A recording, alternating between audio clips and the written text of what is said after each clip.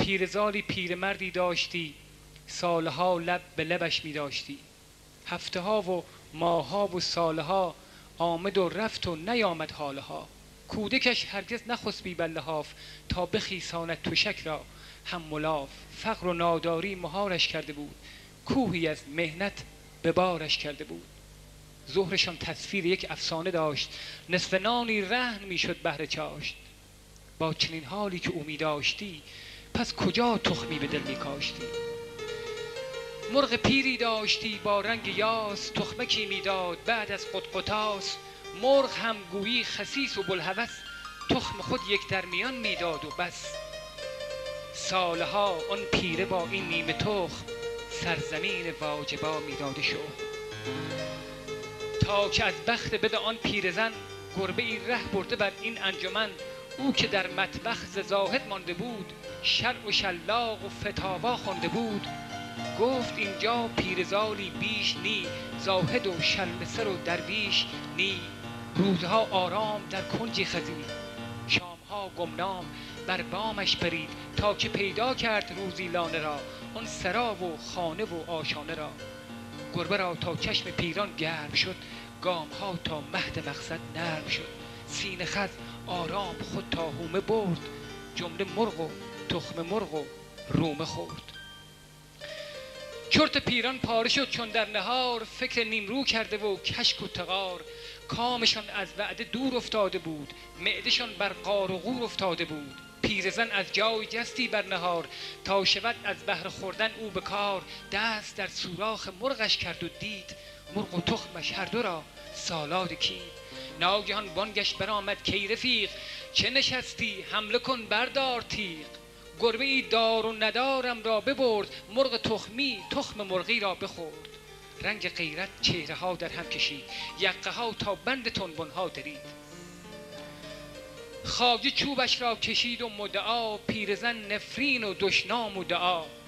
در پی آن دزد تخم مرغ گران، می گرفتندش نشان از ساربان.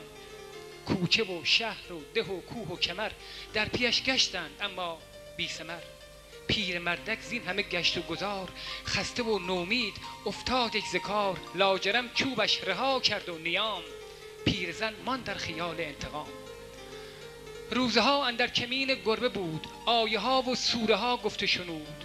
تا که روزی صبحدم وقت نماز، گربه غافل زین همه راز و نیاز.